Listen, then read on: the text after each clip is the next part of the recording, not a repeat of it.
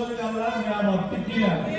চোখ আল্লাহ, নাক আল্লাহ, মুখ আল্লাহ, কান আল্লাহ, হাত পা আল্লাহ কি? আমরা খাবার খেয়ে হজম করতেছি, এটা কার নিয়ামত? আল্লাহ আমাদের মা বাবা কার নিয়ামত? আল্লাহ প্রদত্ত নিয়ামত। আমরা সব কিছু শরীর থেকে শুরু করে আকাশ বাতাস জমিন আরশ কুরসি পৃথিবীতে যত কিছু আল্লাহ আমাদের জন্য দান করেছে সবগুলো নিয়ামত ঠিক কি না? এখন যত নিয়ামত আছে নিয়ামতের উপর নিয়ামত আছে কিনা? যদি বলা হয় এখানে অনেক নিয়ামত আছে, বড় নিয়ামত কোরআনে করে নিয়ামত, হাদিসে রাসূল নিয়ামত, মক্কা নিয়ামত, মদিনা নিয়ামত, আরশাজের নিয়ামত, বাইতুল মুকদ্দাস নিয়ামত, ফেরেশতারা নিয়ামত। এখানে আমরা যে খাবার খাচ্ছি সবগুলো নিয়ামত ঠিক কি না? তাহলে নিয়ামতের কোনো সীমা আল্লাহ কি বলেন না? নিয়ামতের কোনো সীমা আল্লাহ বলে ওয়াইন তা'উদ্দু নিয়ামাতাল্লাহি লা তুহসুহা। সব কিছু গণনা করে আপনি শেষ করতে পারবেন। মানব গণনা করে আদমশুমারি করে মানুষ কয়জন সেটা গণনা করতে পারবেন, ভোটার গণনা করতে পারেন। এখানে সব কিছু টাকা পয়সা গণনা করা যায়।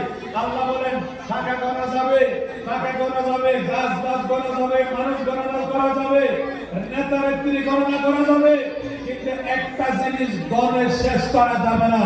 সেই জিনিসটার নাম হলো আল্লাহর নিয়ামত। আল্লাহ কি?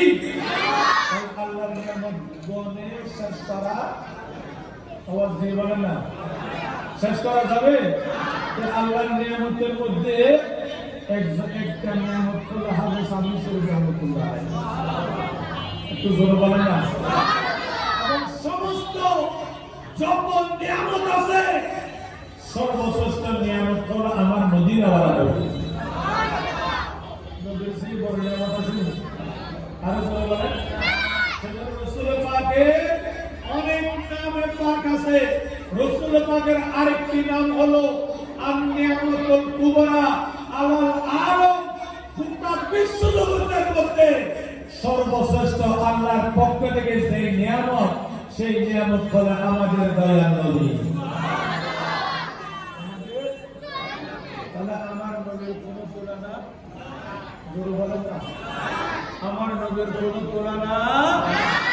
আল্লাহ আমাদেরকে নবী সেনার তৌফিক দান করুন। আরেকটু জোরে বলুন, গজল গায় কি গাইবো? জোরে বলে কি গাইবো?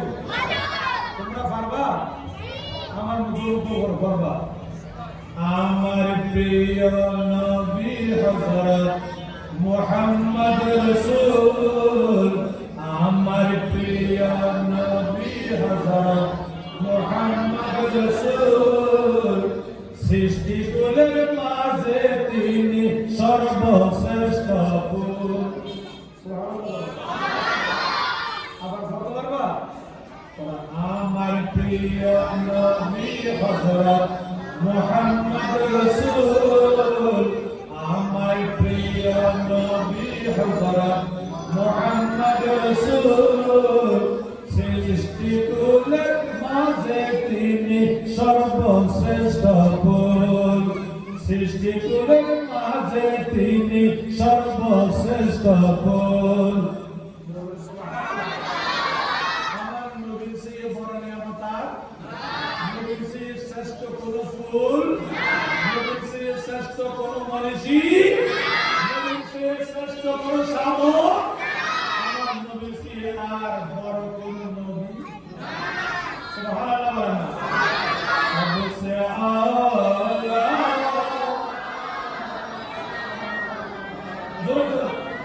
नबी सबसे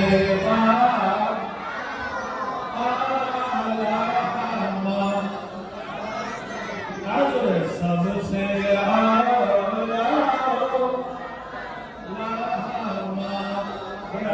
नबी सबसे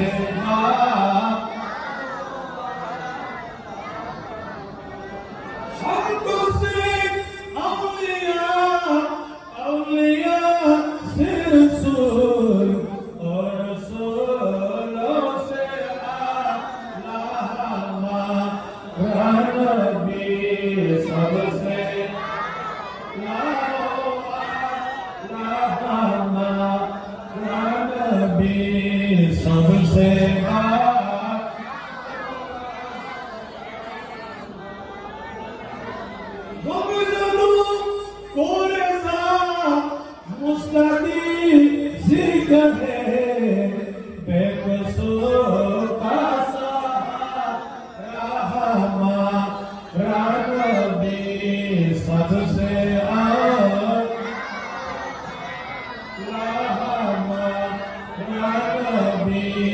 सबसे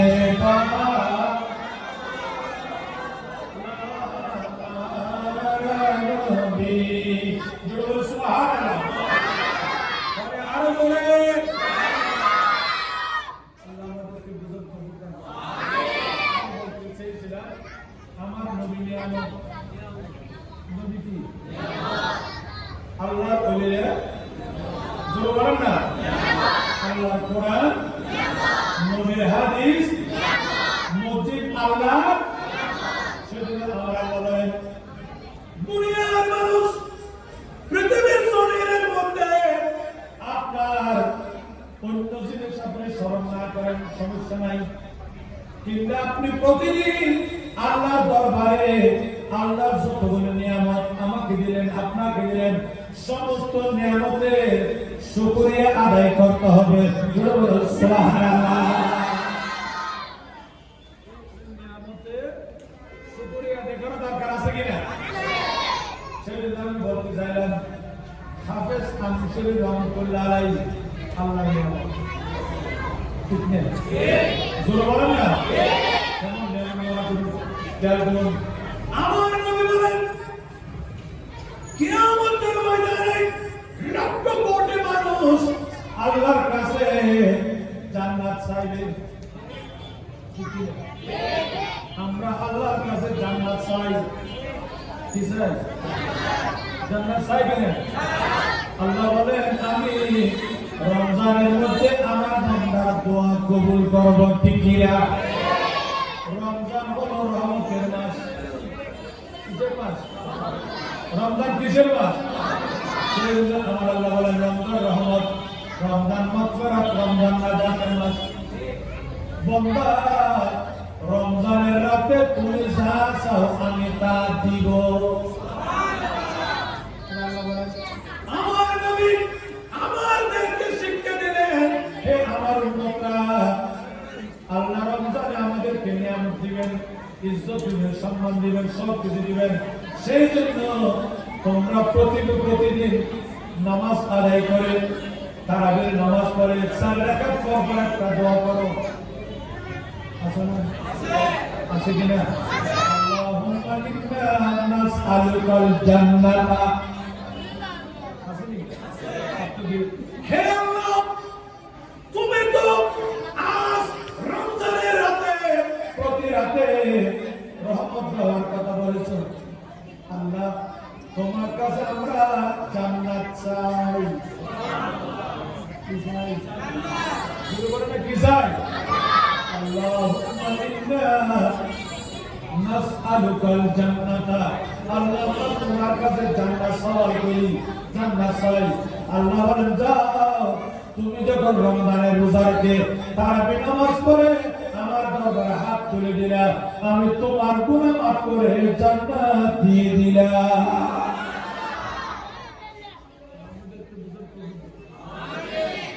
আমি বলতে চাইলাম তাহলে আমরা জান্নাত চাই, কি চাই? কিন্তু জান্নাত কাকে চাই? এই কথাটা বলতে চাচ্ছি, জান্নাত কাকে চাই? অনেক মানুষ আছে টাকা চাই, টাকা চাই, আর অনেক মানুষ আছে টাকায় তাকে তালাশ করে, ঠিক কিনা? আমরা টাকা চাই, কিছু মানুষ টাকা তাকে চাই, ঠিক কিনা?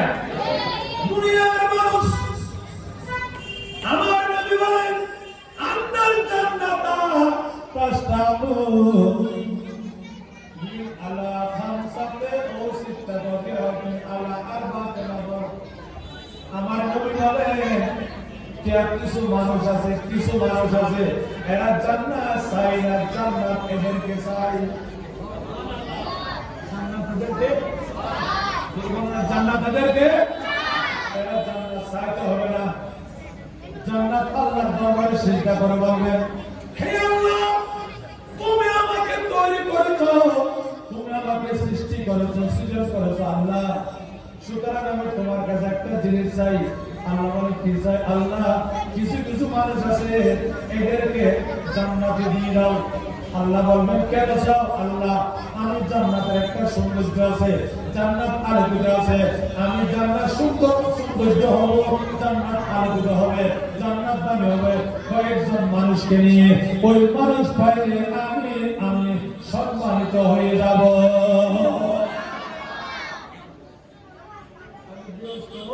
সম্মান সিদ্দিকী একটু জোরে বলে, আল্লাহ বলবেন কাকে কাকে যাও, আল্লাহ বলবেন তুমি কাকে কাকে যাও, তখন আমি একটা দিব।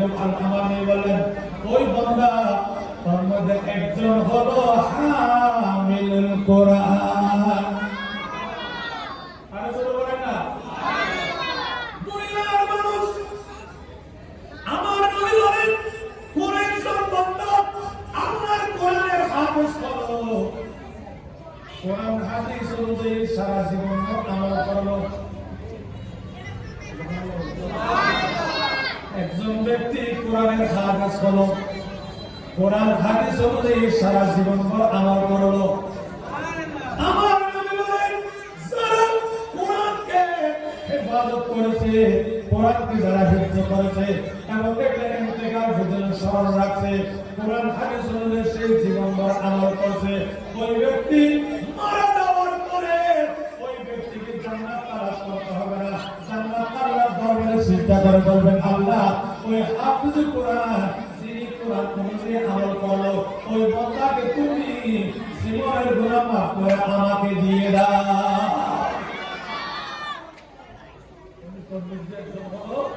আমাদের হাফেজ মুফতি রহমাতুল্লাহ সুবহানাল্লাহ। তোমাকে জান্নাত চাইতে হবে না, জান্নাত তোমাকে চাই। আর বলবো না আপনাদের অনেকের আফসোস হয়ে গেল, আমি তো হারাস করতে পারিনি, ঠিক কিনা? জোরে বলেন না ঠিক কিনা? আপনাদের অনেকের আফসোস হয়ে গেল, হায় হায় প্রথম নম্বর আমি মাইনাস, কত নম্বরে কি মাইনাস। এখন আমার নবী আমাদের মনের আশা ফুরাতে পারে কিনা? কোন দেনে কো चाहिए देने वाला है सामा सबसे हमारा नबी सबसे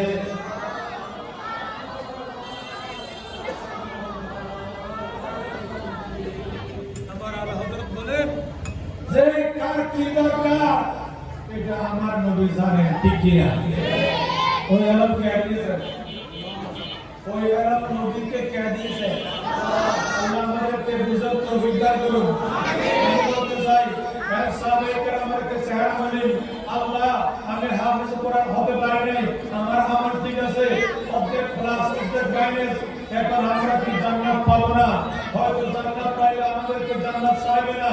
আমার দয়াল নবী বলেন হে উম্মত তুমি আরেকটা নিয়ামত আমি নবী তোমাকে দান করব, এটা আলেমের জন্য নয়, হাফেজের জন্য নয়, সবার জন্য।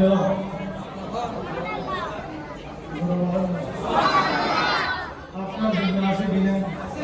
আমার জন্য জোরে বলেন না। নারীদের জন্য আছে কিনা? মা জাতির জন্য আছে কিনা? বাবা জাতির জন্য আছে কিনা? শ্রমিকের জন্য আছে কিনা? কৃষিকাজ যারা করে তাদের জন্য আছে কিনা? ব্যবসায়ীদের জন্য আছে কিনা? এখন বলেন হাফেজ কোরআন আমরা হতে পারি নাই, হুজুর মেহেরবানি করে বলুন আমি জান্নাতে যাওয়ার আগে জান্নাত আমাকে চাইবে, এরকম একটা আমল দয়া করে ইয়া রাসূলুল্লাহ আপনি দিন। আমার নবী বলেন মুমান সাল্লা আলা হাবিবির রহমান ফরমান, হে উম্মত উম্মত তুমি আজকে জেনে নাও আমি দয়াল নবী তোমাকে সুসংবাদ দিতে চাই। আমি নবীকে মহব্বত করে, আমি নবীকে শ্রদ্ধা করে যারা বেশি বেশি আমি নবীর উপর দরুদ শরীফ পড়বে ওই বান্দাকে আল্লাহ হিসাব ছাড়া জান্নাত দিয়ে দিবে।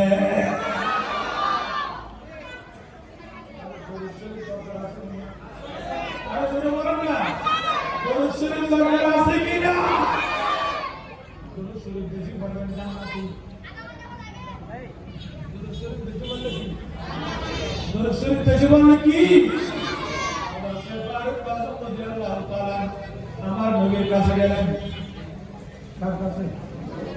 দুর্বলরা কার কাছে? ইয়া রাসূলুল্লাহ, ইয়া রাসূলুল্লাহ, আমি 1 ঘন্টা আপনার প্রতি দরুদ শরীফ পড়ব। দুর্বল না 1 ঘন্টা।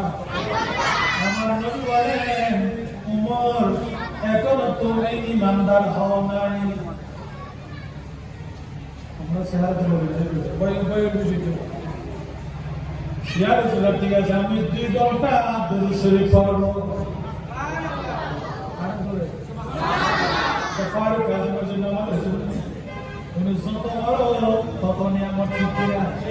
আমার নবী বলেন, ফারুক এখনো তোমার ইমান পরিপূর্ণ হয় নাই।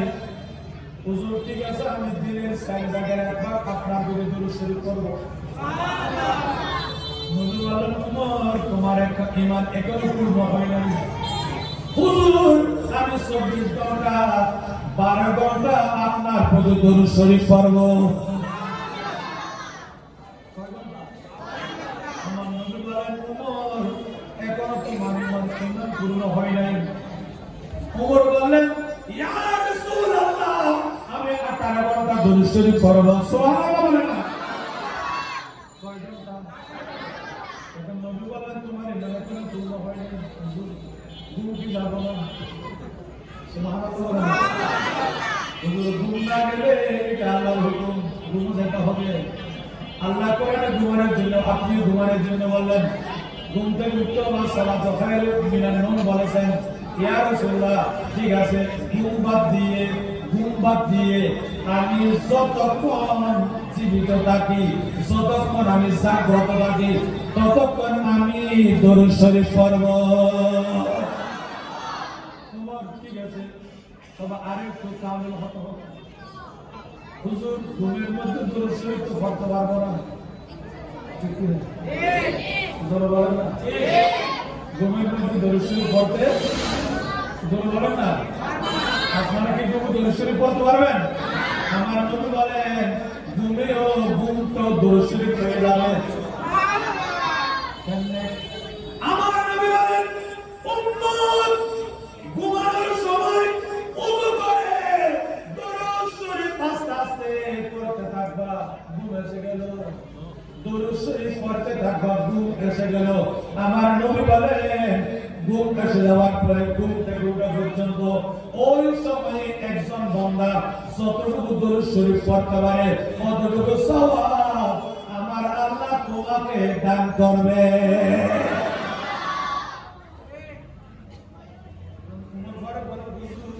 আর বলবো না 24 ঘন্টা আপনার প্রতি দরুদ শরীফ পড়ব।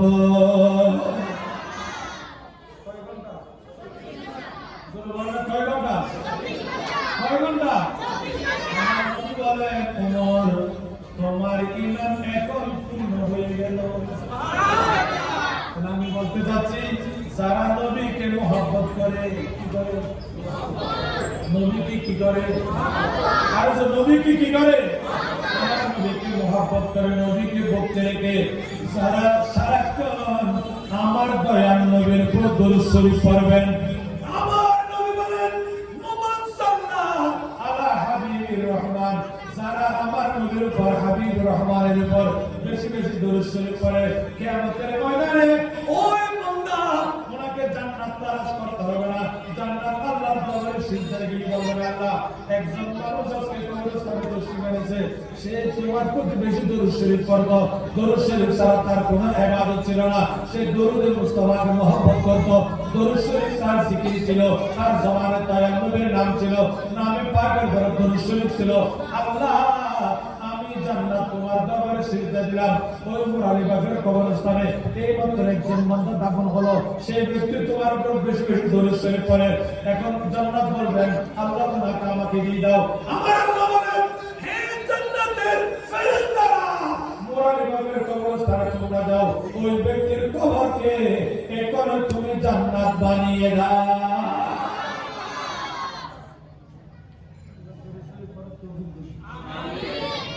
বলেন না শরীর বেশি না কম? বলেন না আমার খেয়াল করেন বেশি আমি বললাম ফাইখানা তো বলবেন, ঠিক আছে কি বলেন না? ফাইখানা বসতে হবে, শরীর শরীর পড়া হারাম। বিভিন্ন যেখানে সম্মানের ক্ষতি হয় দরুদ শরীফ পড়া হারাম, ফাইখানার উপরে দরুদ শরীফ পড়া হারাম, ঠিক কিনা? নাপাক জায়গায় বসে দরুদ শরীফ পড়া, দরুদ শরীফ পড়া, গরু ছাগল জবাই করার সময় দরুদ শরীফ পড়া জায়েজ নাই, গরু ছাগল জবাই করার সময় দরুদ পড়া জায়েজ, জোরে বলেন না জায়েজ, জবাই করার সময় পায়খানা অবস্থার সময় হারাম অবস্থায় এই সময় কোন ব্যবসা বাণিজ্য বর্তকের জন্য দরুদ শরীফ করবেন না। অনেকে মধ্যে দরুদ শরীফ পড়তে পারি যে ওর টাকা তো কেমন কষ্ট করবেন, তুমি তো নবীকে মহব্বত করছো টাকার জন্য, ঠিক কিনা?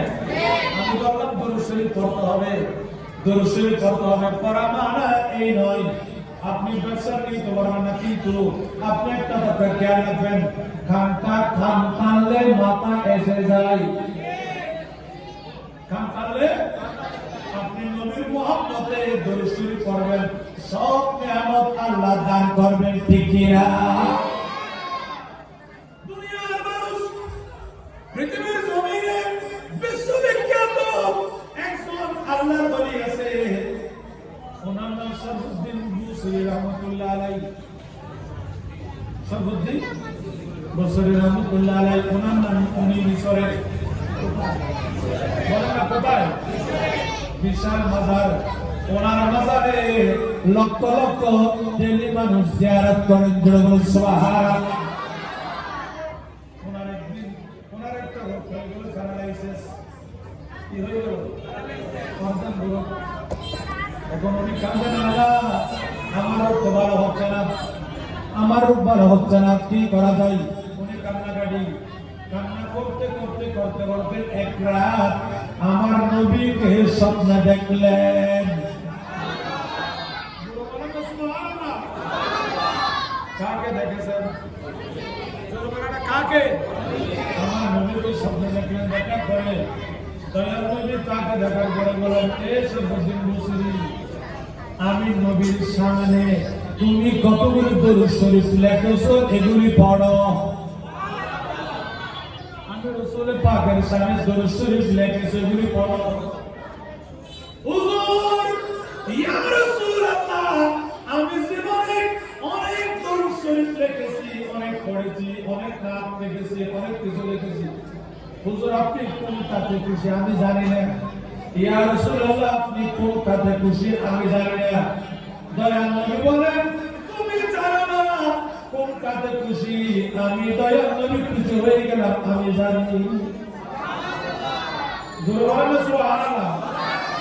মাওলায়া সাল্লি ওয়া সাল্লিম দাইমা আবাদা, মাওলায়া সাল্লি ওয়া সাল্লিম দাইমা আবাদা আলা হাবিবিকা খায়রুল খালকি কুল্লিহিম।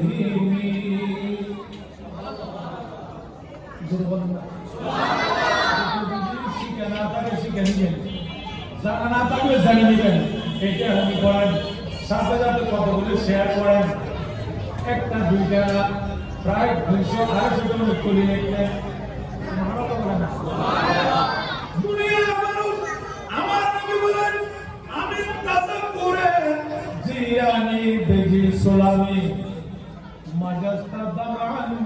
মাকালাতিন বিদান এই শেরগুলি এখান থেকে শুরু করে শেষ পর্যন্ত আমি নবীর শানে তুলি লেখে লেখে মোলায়া সাল্লাল্লাহু আলাইহি ওয়াসাল্লাম দাইমান আবাদা আলা হাবিবিকা খায়রুল খালকি কুল্লিহিম এগুলো তুমি পড়ো কিনা জিবি ইয়া রাসূল এগুলো আমি বানাই এগুলো বানালাম আমি এগুলো তেলাওয়াত করি নবী বললেন স্বপ্নের মধ্যে বলতেছেন হে শরফুদ্দিন ওগুলো একটু আমি নবীর সামনে তুমি পড়ো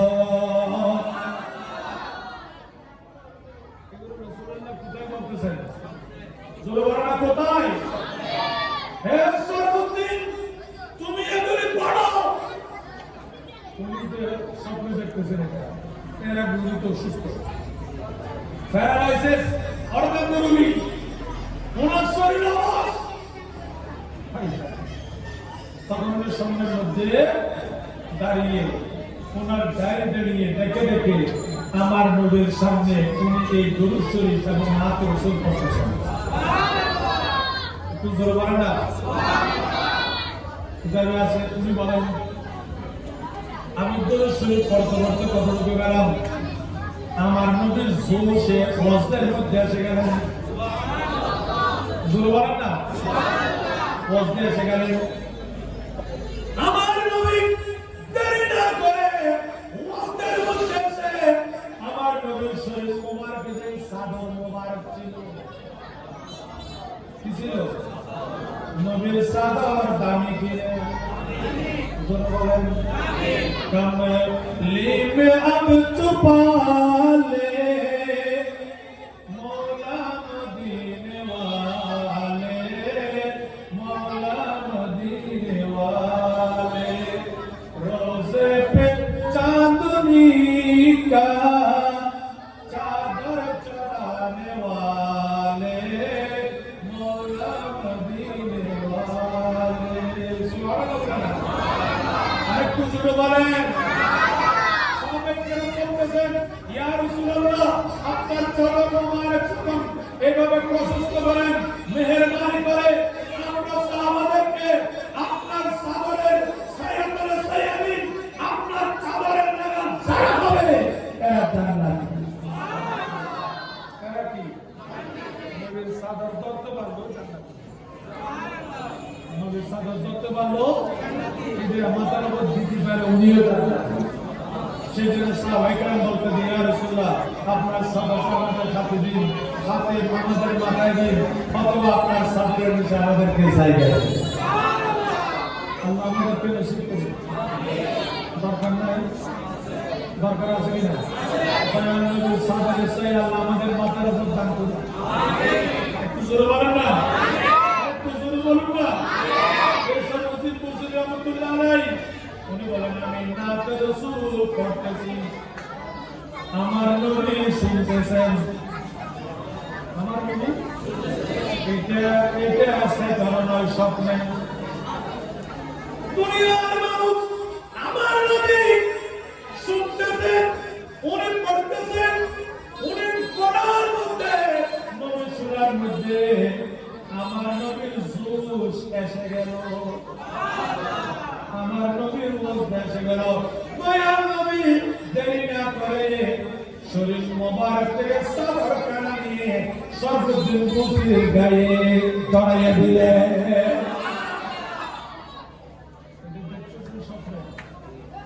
দেখলে দুর্বলরা দেখলে নবী সাদর তার মাথার উপর দিলেন উনি পড়তেছেন উনি কেটে বলেন ইয়া রাসূলুল্লাহ আমি প্যারালাইসিস ইয়া রাসূলুল্লাহ আমি প্যারালাইসিস আমি রোগী মেহেরবানি করে আমার আপনার হাত মোবারক একটু শরীরে মালিশ করে দিন নবীর হাত লেগে গেলে বিমার সেবা টিকিরা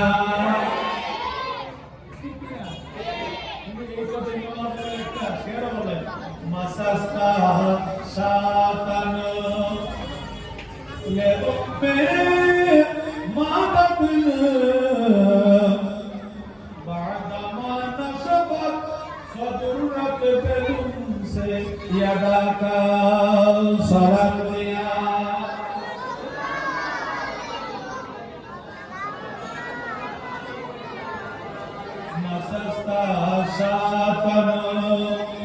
لأم معبدنا بعدما نشفت فضرت بالأمس يداك صلاة يا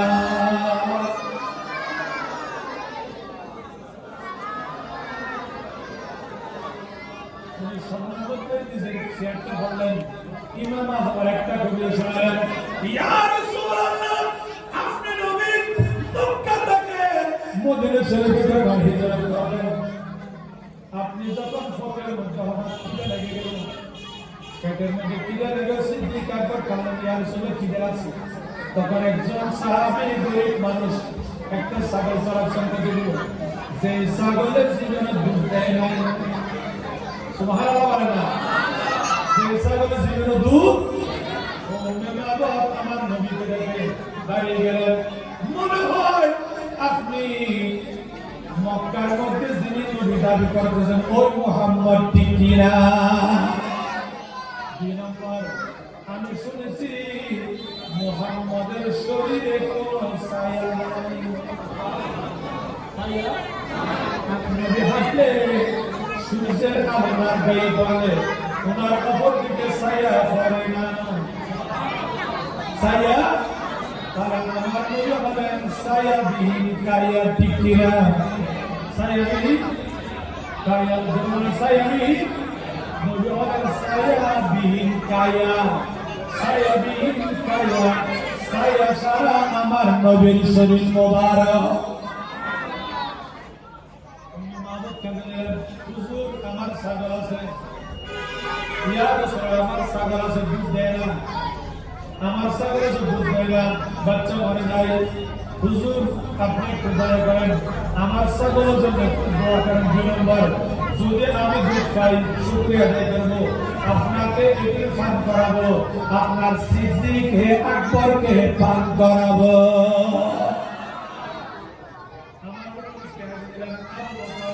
একটা ছাগল ধরে নিয়ে আসো, একটা ছাগল একটা ছাগল সিদ্দিক আকবর বললেন, আমার ইয়া রাসূলুল্লাহ সামান্য একটু পানি দিয়ে ওলানটা দ্রুত করো, একটু পানি দিয়ে ওলানটা দ্রুত করো। সিদ্দিক আকবর ওই ছাগলের ওলান দুধ দিলেন, আমার দয়ার নবী আঙ্গুল মোবারককে একটু লাগালেন, আরো জোরে আরো জোরে সমস্ত শক্তি দিয়ে বলে নবীর আঙ্গুল মোবারক লাগালেন, লাগালে আবু বকর কি হুজুর আল্লাহর কসম আপনি নবীর আঙ্গুল মোবারক ছাগলের গোলানে লাগার সাথে সাথে সেটা ফুলে গেল, এভাবে ঝর্ণা থেকে পানি যেভাবে উপরে উপর হয়ে পড়তে থাকে, কেউ মারতে থাকে, আর আপনি রাসূলের নূরানি আঙ্গুল মোবারক লাগার সাথে সাথে ওই ওনার ছাগলের দুধের মধ্যে জোয়ার এসে গেল, ঝর্ণার মতো দুধ মোবারক বের হচ্ছে।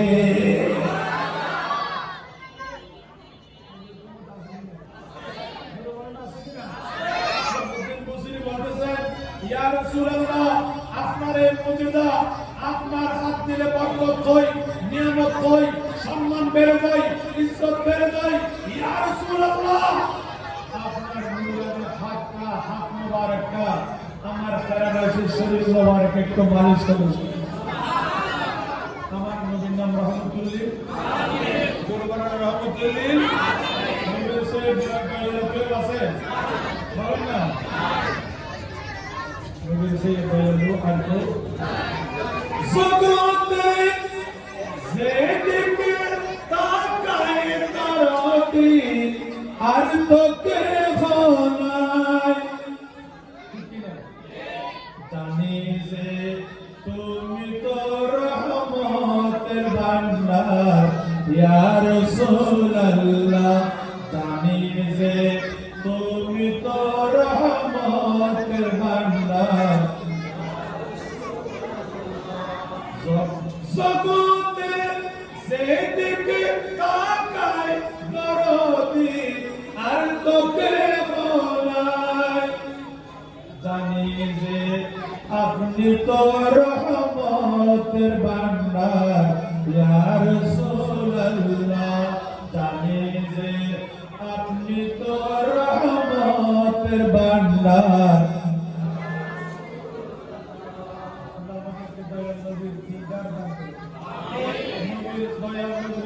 আমাদেরকে দান করুন সর্বদিন বসে কাঁদতে চাই ইয়া রাসূলুল্লাহ আপনার নূরের হাত মোবারক আমার অর্ধাঙ্গ শরীরে মালিশ করে দিন দয়াল নবী দয়াবান দয়াল নবী হাত মোবারক একটু লাগাই দিল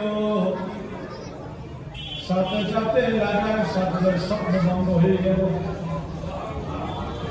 সর্বদিন বসে বলেন আরে কমাল কোন মত মত কমাল আমি জীবন দেখি না সর্বদিন নিজেকে গালি দিচ্ছে কিছুক্ষণ যদি চোখ বন্ধ রাখতে পারতি দয়াল নবীকে আর একটু দেখার সুযোগ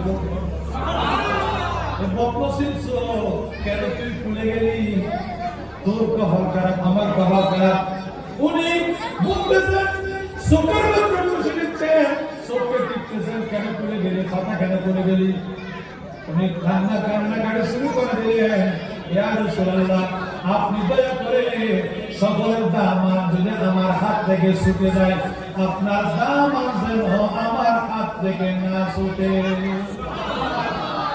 छोटे हाथों से ना मन तुम्हारा या छोटे हाथों से ना मन तुम्हारा या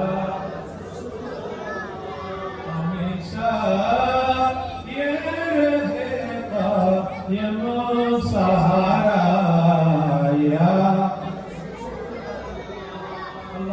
দামানে মুস্তাফা দান করুন দামানে মুস্তাফা জীবন আমাদের মাথার দান করুন কোন এইভাবে কাঁদলেন দয়াল নবী হাত তুলে গেলেন চোখ তুলে গেল নিজেকে নিজে গালি দিচ্ছেন গালি দেওয়ার পরে উনি দাঁড়িয়ে গেলেন ওনার স্ত্রী হঠাৎ চোখ থেকে উঠে তাড়াতাড়ি সারাক জ্বালালেন বাতি জ্বালালেন স্বামী আপনি তো ফেরে গেছেন হঠাৎ দাঁড়িয়ে গেলেন ফরমানা করলেন উনি বলেন চুপ করো আমি পরে যাব না সকলে পৃথিবীর জমিনে যিনি সর্বশ্রেষ্ঠ ডাক্তার দয়াল নবী আমাকে চিকিৎসা করেছে নবীর চেয়ে বড় কোনো ডাক্তার বলেন আছে কিনা মেরে দিল দিল তোরে নবী নবী মেরা দিল মকামে हबीब है मैं मरीज़ इश्क़ रसूल हो वो रसूल मेरा हबीब है मेरे गिर्द लब है नबी नबी सलात या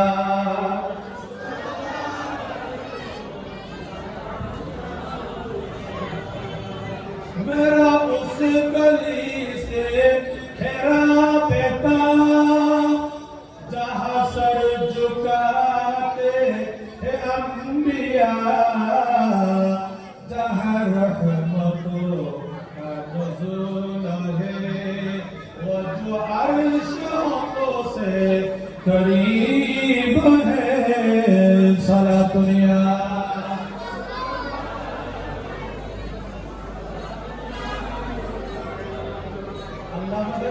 দরবারে মুস্তাফার গোলাম বানিয়ে দিন আরো জোরে বলেন বললেন এই স্ত্রী তুমি খাবার পর আমি একটু ধৈর্য আগে দেখি আমার শরীর কেমন নাড়াচাড়া করতেছে দেখা গেল প্যারালাইসিস রোগী ছিলেন বিছানায় ছিলেন কান্দারি হাল নাড়াচাড়া করে দিলেন এরপরে তিনি বললেন একটু বাতিটা ভালো করে জ্বালাও আমার শরীরে একটা সাদা মোবারক আছে কিনা দেখো যে সাদা মোবারক আমার নবী স্বপ্নে দিলেন সুবহানাল্লাহ একটা সাদা আছে কিনা দেখো উনি সারাক বাতি ভালো করে জ্বালায় দেখেন হ্যাঁ নতুন একটা সাদা আপনার শরীরে দেখতে পাচ্ছি স্ত্রীকে বললো দেখো পেটের মধ্যে একটা নাকের মধ্যে শুক্রান নাও কিছু পাচ্ছে কিনা স্ত্রী বলে আল্লাহর কসম এই সাদর থেকে মেশকাম্বরের সুগন্ধি আসতেছে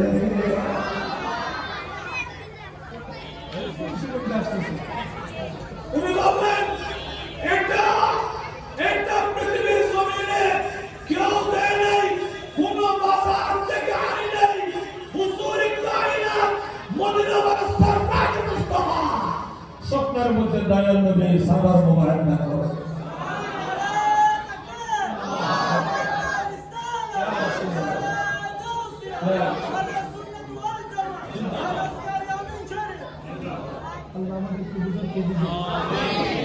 ওই সাদর দামি কিনে জোরে বলেন না ওই সাদর দামি কিনে সেদিন আমি বলতে ওই কামিটা বলছেন নিজে করতেন কামলি মে আব চুপা লে মৌলা মদিনে ওয়ালে মৌলা মদিনে ওয়ালে रोजे पे चांदनी का चादर चढ़ाने वाले मौला मदीने वाले सलातुनिया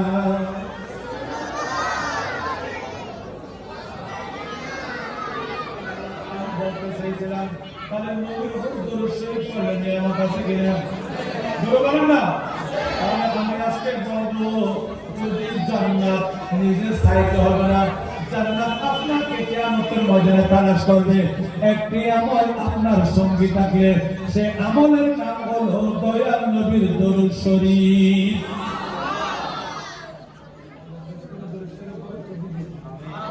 আমিন বলেন না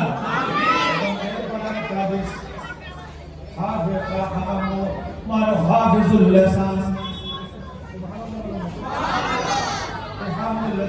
অনেক মানুষ আছে মানুষের গীবত করে আছে কিনা সুন্দরপুরি করে আছে কিনা মিথ্যে বলে আছে কিনা উপরের বিরুদ্ধে মানুষকে নিয়ে আছে কিনা এই অভ্যেসটা আমাদের দেশে কিন্তু বেশি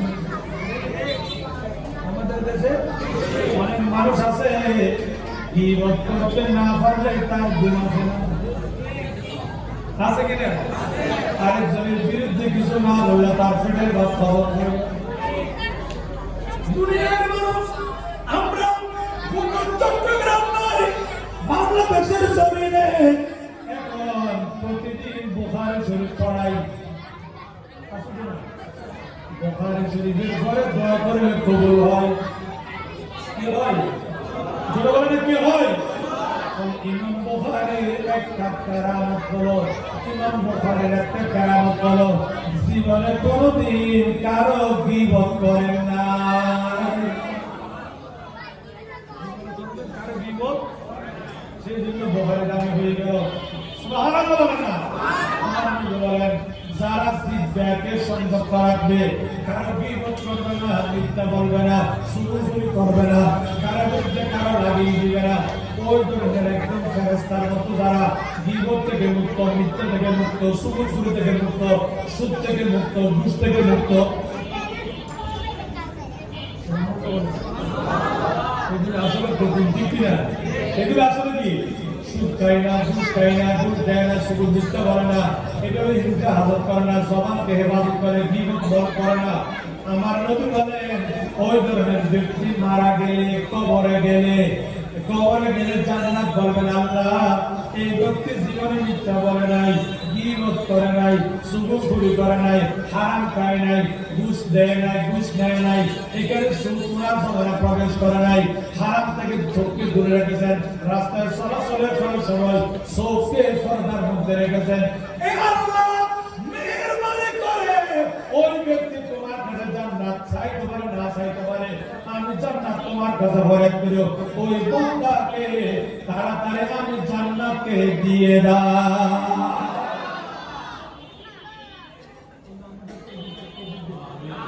আরেকটু জোরে বলেন আমিন আমার খাজা গরিবুল আসলাম কুল্লারে বলতেন আমি জীবনে দিন প্রচার করেছি ইসলাম প্রচার করেছি 90 লক্ষ মুসলমান বানালাম আমি গরিবের আওয়াজ আমার হায়াতে জীবনে মিথ্যা কথা বলি নাই, কারো গীবত করি নাই।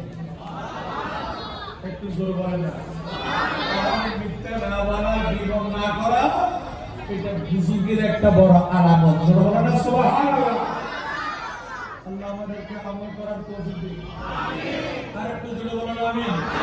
আমি বলতে চাইলাম, কিছু কিছু মানুষ আছে জান্নাত পড়া চাই না, জান্নাত তাদেরকে চায়। জান্নাত তাদেরকে, এই ধরনের একজন ব্যক্তিত্বের নাম হলো আজকে আমরা যার পরিচয় পাঠ করতে যাচ্ছি, উনি হলেন আল্লামা হাফেজ আমির শরীফ রহমাতুল্লাহ আলাইহি। জোরে বলেন সুবহানাল্লাহ। আল্লাহ আমাদেরকে বুঝার তৌফিক দান করুন। আমিন। তাহলে আমি বলতে চাই না, তাহলে উনিও আল্লাহর পক্ষ থেকে আমাদের কাছে নিয়ে আসেন, ঠিক কিনা? হুজুর ইমাম সাহেব রহমাতুল্লাহ আলাইহি বলেন, আমার কাছে যখন কোনো মুসিবত এসে যেত, আমার কাছে কোনো মুসিবত আসলে, দুঃখ আসলে, বেদনা আসলে, আমি একটা কাজ করতাম, তাড়াতাড়ি ইমাম আজম আবু হানিফার মাজারে যেতাম। জোরে বলেন না সুবহানাল্লাহ। এই ফতোয়া সামিতে আছে, আজকে অনেকে মাজারে যাওয়াকে বেদাত বলতেছে, ঠিক না? মাজারে যাওয়া কি বেদাত না সুন্নাত? জোরে বলেন মাজার জিয়ারত করা কি সুন্নাত? জোরে বলেন মাজার জিয়ারত করা কি? তাহলে যারা সুন্নাতকে বেদাত বলে, আসলে এদেরকে চিকিৎসা দিতে হবে। মাশাআল্লাহ, এদেরকে কি দিতে হবে? চিকিৎসা দিতে হবে।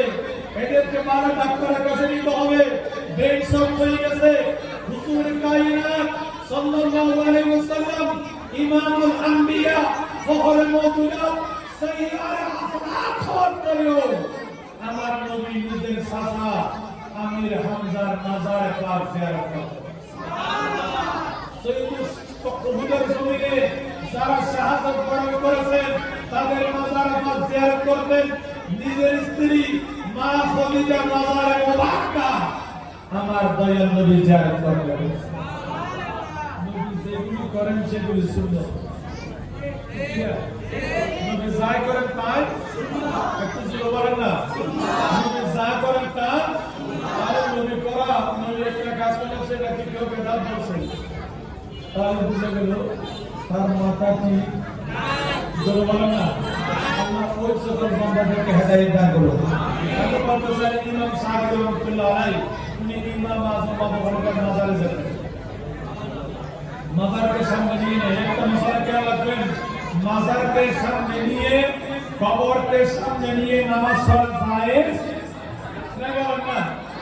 কবরকে সামনে নিয়ে নামাজ পড়া জায়েজ। তার সামনে কবরস্থান থেকে মাঝখানে ফাঁকা থাকতে হবে, জায়গা থাকতে হবে। তাহলে এমনি সরাসরি কবর দেখা যায়, ওইরকম করে নামাজ পড়া কি নেই? ইমাম সাহেব বলে, ইমাম আজম ওনার মাজারের পাশে, আমি ওনার মাজারের পাশে সামনে নিয়ে না, পাশে গিয়ে আমি 2 রাকাত নফল নামাজ আদায় করব। কয় রাকাত? এরপরে ইমাম আজম ওনার মাজার জিয়ারত করতাম। মাজার জিয়ারত করার পরে আল্লাহর দরবারে আমি জিয়ারত করার পরে সারা চাইতাম আল্লাহ তার ক্লিয়ার হয়ে গেল। ওলি আল্লাহর মাজারে গেলে আল্লাহ নিয়ামত দান করেন। জোরে বলেন না সুবহানাল্লাহ। দান করেন কিনা? বলেন না করেন কিনা? সেদিন আওলিয়া করেন মাজার জিয়ারত করবেন, বারোলিয়া মাজার জিয়ারত করবেন, বাংলাদেশের বিখ্যাত দরবার জিয়ারত করবেন। ওখানে জিয়ারত করার পরে আল্লাহর ওলিদের উসিলায় আল্লাহ নিয়ামত দান করবেন। আল্লাহ আমাদেরকে বুঝার তৌফিক দান করুন। আমিন। সেটা আল্লাহ বলেন, ওয়াম্মা বিনি'মাতি রাব্বিকা ফাহাদিস। হে রাসূল, আপনি আপনার উম্মতকে জানিয়ে দিন, শিখিয়ে দিন, এদেরকে বলে দিন, আমি আল্লাহর পক্ষ থেকে যে নিয়ামত দেওয়া হলো, ওই নিয়ামত যেন প্রতি বছর প্রতি সময় যেন গণগণ আলোচনা করে, পর্যালোচনা করে, জিকির করে। আজকে আমরা প্রতি বছর হাফেজ আমির শরীফ কোর্স করতে যাচ্ছি। বছর যত আসবে তত কর্ম হবে। এই ধরনের নিজেদের জিকির করা, আলোচনা করা, নিয়ামতের শুকরিয়া আদায় করার জন্য আমার আল্লাহ বলেছেন, ঠিকিরা আমরা কোর্স করা মানে আল্লাহর হুকুম মানা। কার হুকুম? জীবনের কার হুকুম? আসলে একটা জিনিস আছে, কিছু কিছু জিনিস আছে এক এক জায়গায় এক এক নাম আছে কিনা? এক এক জায়গায় কোন কোন জায়গায় আমাদের এখানে অনেকে ডিম দিয়ে পরোটা দিয়ে যখন একটু বুড়ো হয় বলেন ডিম পরোটা আছে কিনা? আপনি আরেক জায়গায় বলে হবে বুড়া টুস। আপনি যখন কোন অঞ্চলে যাবেন তখন বলা হবে মোগলাই। কি বলে বলেন না? বিমানে গেলে তার নাম আরেকটা, রেলে গেলে আরেকটা। আরে ভাই আমাদের চট্টগ্রামের ডিম পরোটা তো ঠিক কিনা? তাহলে এখানে কেউ ওর বলুক জিনিস একটা, ফাতিহা বলুক একটা, কেউ ইউসালে সব মানে একটা, ঠিক কিনা? সুতরাং এইখানে অনেকে দ্বন্দ্ব করে, এই পুরুষ করবো না ইউসালে সব করবো, আর পুরুষ আর ইউসালে সব ফাতিহা সব এক জিনিস। এই জ্ঞান না থাকলে এদেরকে ওয়াজ করার কোনো যুক্তিকতা বলেন না আছে? এখানে ইউসালে সব মাঝে সেখানে গেলেন, সেখানে ওয়াজ করতেছে, জিয়ারত করতেছে। এখানে ওরস, সেখানে ওরস বলেন, সেখানে ওয়াজ করতেছে, জিয়ারত করতেছে। এখানে ফাতিহা বলেন, সেখানে ওয়াজ জিয়ারত ফাতিহা বলেন, বাড়ি চলতেছে, এরপর তাবারুক চলতেছে, ঠিক কিনা? কাছে করে সুতরাং যে যেটাই করুক আল্লাহর ওলিদের ওরস ফাতিহা ইসলামে সব করা দরকার আছে কিনা? দরকার আছে কিনা? মানে এটা নিয়ামতের শুকরিয়া দেখা, নিয়ামতের শুকরিয়া। আল্লাহ আমাদেরকে কবুল করুন, আল্লাহ আপনাদের হায়াতে বরকত দান করুন। যারা এই মাহফিলের শরীর শামিল হলেন, টাকা পয়সা পরিশ্রম করে আল্লাহ আপনাদের নিয়ামতের মধ্যে অধিকাংশ নিয়ামত দান করুন।